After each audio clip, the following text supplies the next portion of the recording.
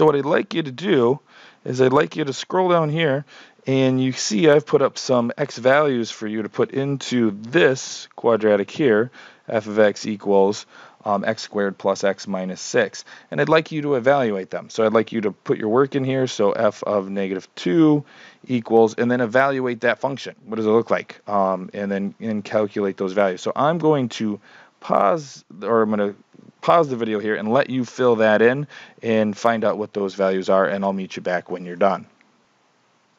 Okay, as you can see, I've gone ahead and done my evaluation, you've done your evaluation, and hopefully we ended up with the same thing. A table full of points, right? The point -2, -4, -1, -6, you get the idea. What I'd like you to do now is to pause the video once again, and this time I want you to go ahead and place your points on the graph. I'll give you a second to do that, I'll do that the same, and we'll meet back together. Okay, so you should have plotted some points. It will look similar to this here, and you'll notice that really maybe we see a quadratic form there, but there's not quite enough for me to feel comfortable to graph. Really, the biggest piece that we're missing is one of our intercepts, which is nice to have on a graph, and two, the vertex, which if you can kind of see the shape going on, it's going to probably be somewhere down this category. With this, until we get a little bit more in detail with some of the other notes coming up, I'm going to go ahead and give you the vertex for this one. I'm going to keep that green, and let's label that now. So go ahead and take this vertex for free. It's going to be -1/2 and 6 1/4, so it's going to fall right in that category there. And then from that, we're also going to get another important piece of information, which is going to be our axis of symmetry. And our axis of symmetry will always be what the x-coordinate is, or h, this is also labeled h, of the vertex. So it's always the x-coordinate of the vertex, and the way that we write it, because it's a vertical line, is x equals 1/2. So let's label that now. It should be somewhere right here at -1/2. I like to use the dash line just so I know that it isn't actually a graph on here, it's just representing my symmetry for my parabola. And I like to label that usually really early. If not, those are the two first things that I like to find when I'm doing a parabola. Now, we started by filling in a table.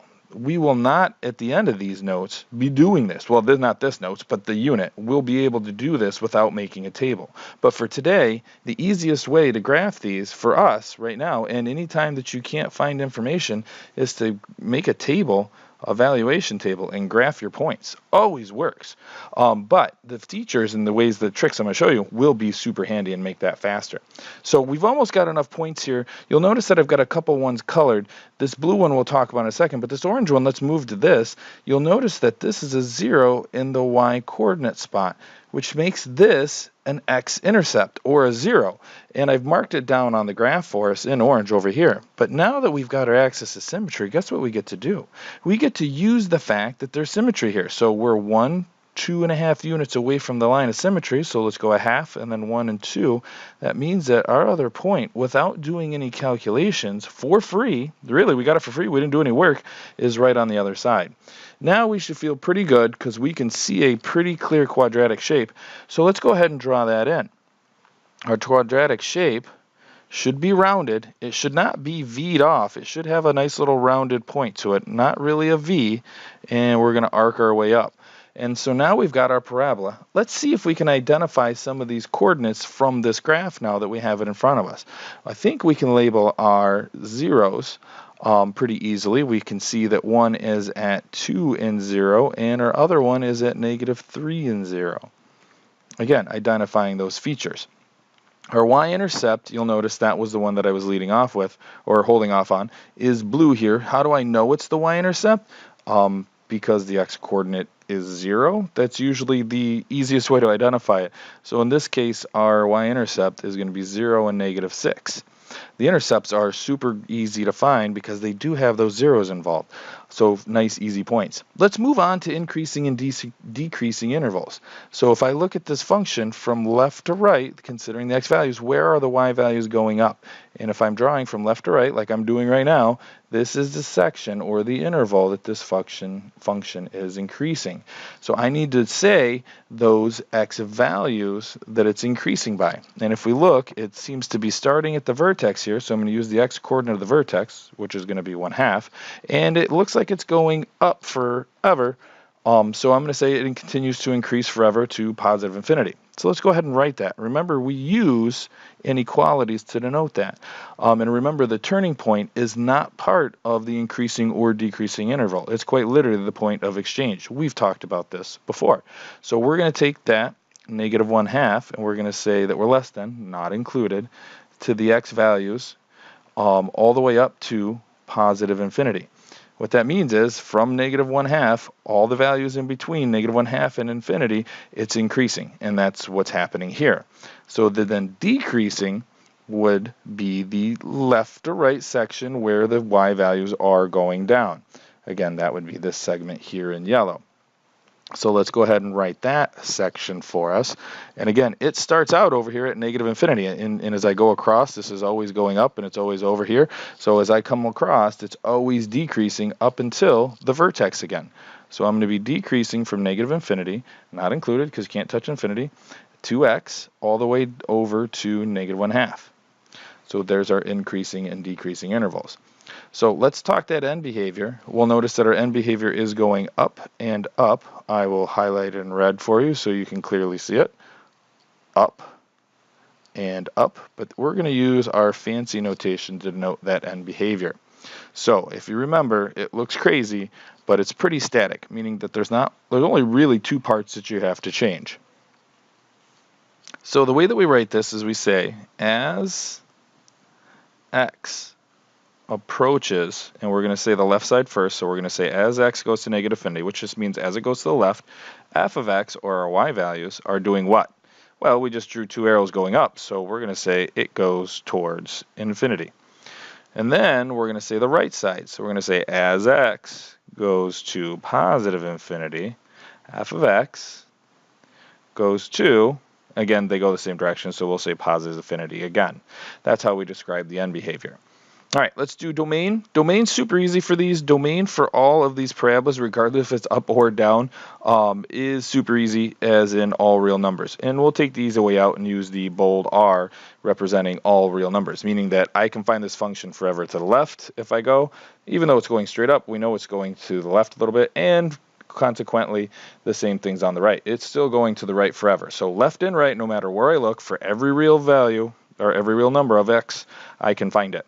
The range, however, is a little bit different. It looks like it goes all the way down, or the lowest point, since it has a minimum vertex this time, is going to be where this vertex is at, or this y coordinate here. So 6 and negative 6 1/4. So when we say our range, we always start with the low value first. So we're going to say it starts out, or its lowest point is going to be negative 6 1/4, and that is included, meaning that vertex is the lowest point of it, so we will include it. We're going to use a y to denote y values, and then we're going to say it goes up. Well, we saw the end behavior, it goes up forever. So we're going to say it goes up to positive infinity, and we'll close our fancy brackets.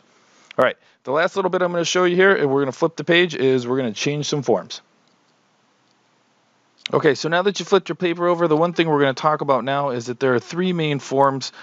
Standard form, which you should be familiar with, vertex form, which you should be somewhat familiar with, and factored form, also familiar with.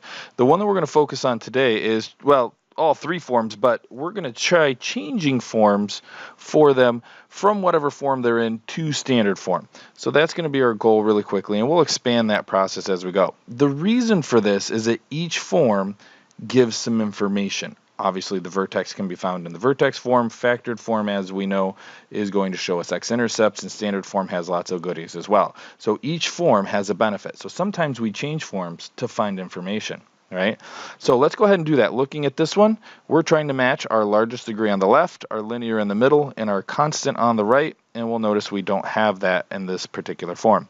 So what we're going to do is use the commutative property here and move x squared out front. It's positive, so it's positive here. So I'm going to write y equals x squared.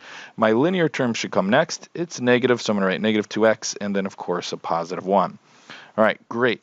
Now we're on to this form here, which is technically in vertex form, but we want it in standard form. So what are we going to do? How do we deal with that squared? Well, hopefully you remember that that means we take this binomial and we square it or multiply it by itself. And we'll leave that little 3 outside. So if we multiply this out, we should get x squared plus 2x plus 1, right? Plus a 3 that drops down. So all we have to do is combine these like terms, and in standard form, that vertex form will look like that. Okay? All we have to do is multiply out this binomial. That's the secret from changing from vertex to standard. Factored form, coincidentally, isn't too far from where we're at right there. Again, all we're going to do is distribute, or FOIL if you like that term. If we multiply this one out, again, x times 4, 3 times x, 3 times 4, we're going to get x squared plus 7x plus 12. Again, I skipped the little steps there to keep this part shorter. So, in all, you have seen all of the main features that we're going to explore with quadratic, with a pretty good explanation of how to identify them and find some of them. And additionally, you know how to change the form from any form of a quadratic to a standard form. All right, thanks for watching. We'll see you in class for some problems and examples.